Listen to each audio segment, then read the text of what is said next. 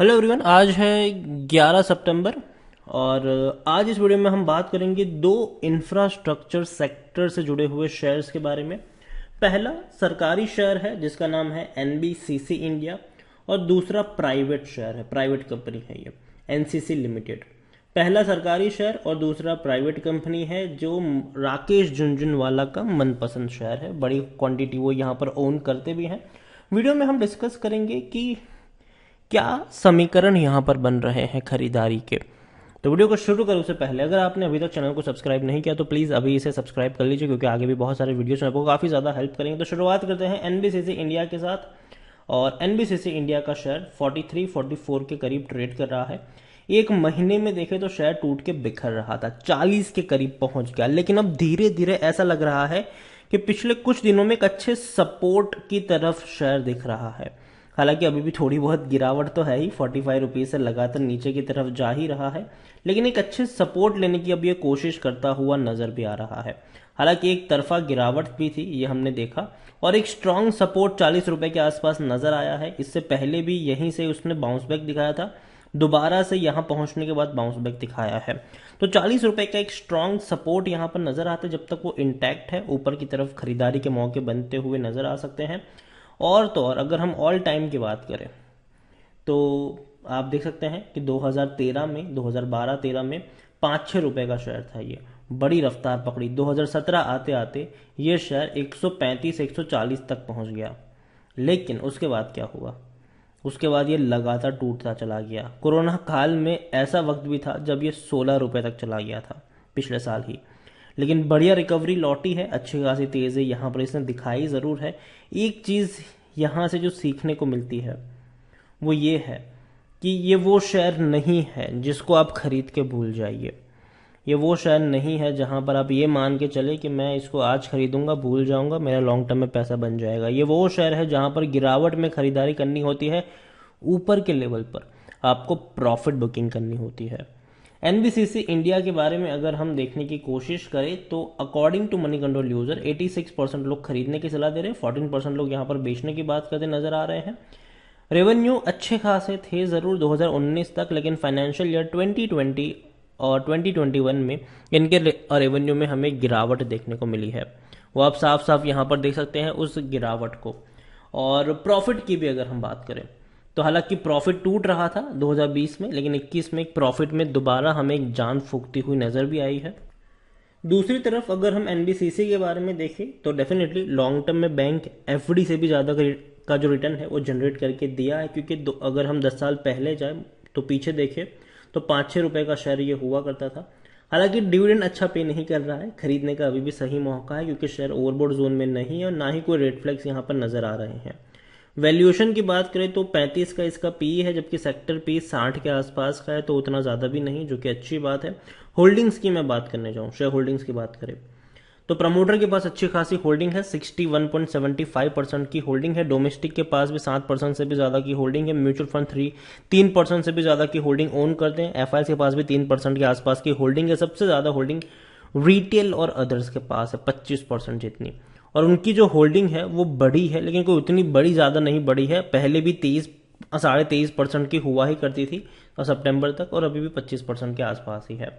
देखिए एनबीसीसी ये शेयर मुझे पसंद आता है, 40 रुपए का एक स्ट्रांग सपोर्ट है और डेफिनेटली यहाँ पर खरीदारी की जा सकती है। लेकिन अगर शेयर 50 रुपए से ऊपर निकलता है तो फिर ज़्यादा लालच के चक्कर में बैठना नहीं चाहिए। वो एक लेवल होगा प्रॉफिट बुकिंग का, और वहां पर आपको प्रॉफिट बुकिंग लेनी है और निकल जाना है। दोबारा जब नीचे टूटे तब दोबारा खरीदारी के मौके यहाँ पर जरूर बनेंगे।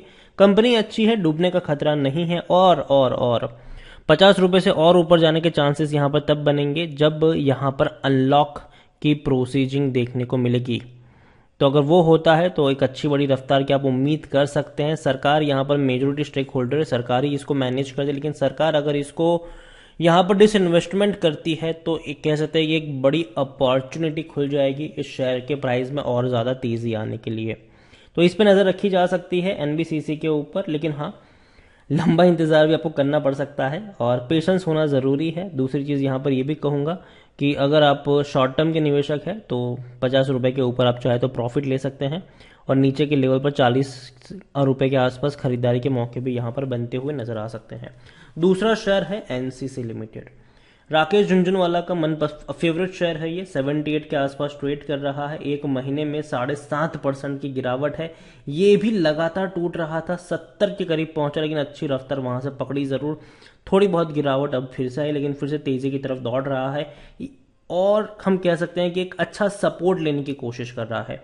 और जो एक अच्छा सपोर्ट भी अगर देखें तो भैया 73 74 के करीब यहां पर देखने को मिल भी रहा है, और जब तक वो इंटैक्ट है ऊपर जाने के चांसेस यहां पर आपको देखने को मिलेंगे। दोबारा से शेयर 90-95 तक जाने का दमखम रखता है। बड़ी रफ्तार देखने को मिली। अगर आप मेरे चैनल को रेगुलर फॉलो करते हो तो पिछले साल जब एनबीसीसी 16-17 पे था, खरीदने की सलाह थी, और एनसीसी भी 20-22 के आसपास था, तब भी मेरी यहां पर बाइंग की रिकमेंडेशन रही थी।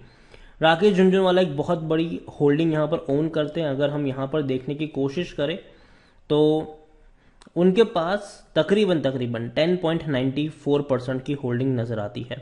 6.5 करोड़ से भी ज्यादा के शेयर्स उनके पास है राकेश झुंझुनवाला जी के पास, और उनकी वाइफ के पास भी 1.16 करोड़ शेयर्स नजर आते हैं, और दोनों की मिलाकर 12.84% की होल्डिंग है इस कंपनी में।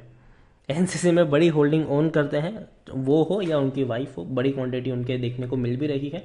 एनसीसी के बारे में अगर हम देखें तो बेचने की बात कोई नहीं कर रहा है, हर कोई कह रहा है कि खरीदारी करो खरीदारी करो खरीदारी करो। 100 रुपए के टारगेट नजर आते हैं, बड़े बड़े ब्रोकरेज फर्म ने टारगेट दिए भी हैं।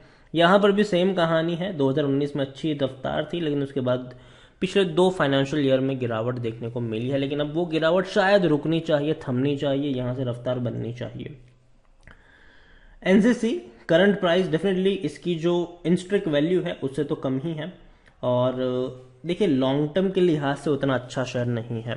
यहां पर पोजिशनली ट्रेड किया जा सकता है। अगर आप इसके चार्ट को भी ठीक से देखेंगे तो ये 1 साल का चार्ट अच्छा लगेगा, 136% का ग्रोथ, लेकिन ऑल टाइम का अगर हम चार्ट देखें तो पता चलेगा कि 5 रुपए का शेयर था 2003 में, बड़ी रफ्तार बनी, शेयर 215 रुपए से भी ऊपर निकल गया। फिर क्या हुआ, फिर जितनी तेजी आई उसी झटके से नीचे 22, 24, 25 पे चला गया। दोबारा रफ्तार बनी, 115 पे गया था ये, दोबारा टूट के 10-11 पे पहुंच गया। फिर तेजी बनी 100 के ऊपर, फिर गिरावट आई 60 के आसपास, फिर तेजी बनी 140-150 के आसपास, फिर गिरावट आई, और फिर से तेजी बन रही है। तो देखो पहली चीज तो ये कि जब तेजी आती है बढ़िया रफ्तार आती है, जो हमने मूव देखा कोरोना के बाद, लेकिन जब प्रॉफिट बुकिंग आती है तो प्रॉफिट बुकिंग भी उतनी ही बड़ी यहां पर देखने को मिल जाती है, गिरावट भी देखने को मिल जाती है। एनसीसी इसीलिए मैं इसको लॉन्ग टर्म की सलाह नहीं दूंगा। मेरे हिसाब से नीचे के लेवल पर खरीदारी कर सकते हो, ऊपर के लेवल पर आप यहां से एग्जिट करके निकल सकते हो। शेयर अभी भी सस्ता है, 17 का ही इसका पी रेशियो है, जबकि सेक्टर पी 60 का है, और 87% एनालिस्ट खरीदने की सलाह यहां पर आपको देते नजर आ रहे हैं। देखिए 100 रुपए के आसपास ये शेयर पहुंचेगा, मेरे हिसाब से प्रॉफिट बुकिंग का मौका है। फिर वहां पे लालच नहीं करनी चाहिए कि नहीं अब ये 100 से 110, 120, 150, 160 तक जाएगा, वो नहीं करना है। 100 के आसपास पहुंचे, अपनी कैपेसिटी को देखिए, और उस हिसाब से आप चाहे तो प्रॉफिट बुकिंग लेके निकल सकते हैं। ज्यादा देर तक बने रहोगे तो पता चला कि यार वापस इन टूट के नीचे आ गया। तो एनसीसी अच्छा शेयर है, बेहतरीन शेयर है, डरने वाली कोई इतनी ज्यादा बात नहीं है, और एनबीसीसी भी अच्छा शेयर है, लेकिन मेरे हिसाब से दोनों ही शेयर्स लॉन्ग टर्म के नहीं है। यहां पर आपको नीचे के लेवल पर बाय करना है, ऊपर के लेवल पर प्रॉफिट बुक करके निकल जाना है। फिर बाद में आपकी मर्जी है भैया आपको क्या करना है यहाँ पर। और अगेन मैं कह रहा हूँ जो भी वीडियोस होते हैं वो एजुकेशन पर्पस के लिए होते हैं, ट्रेडिंग के लिए अगर इसको इस्तेमाल करते हो तो पहले खुद से भी शेयर्स की जांच पड़ताल एक बार जरूर करें। वीडियो को यहीं पे एंड करूंगा, पसंद आया हो तो लाइक करो, शेयर करें। चैनल पर अगर आप पहली बार आए हैं तो प्लीज सब्सक्राइब करें, और एनबीसीसी इंडिया और एनसीसी दोनों के बारे में आप क्या सोचते हैं वो भी आप मुझे कमेंट में लिख के बता सकते हैं। Thank you.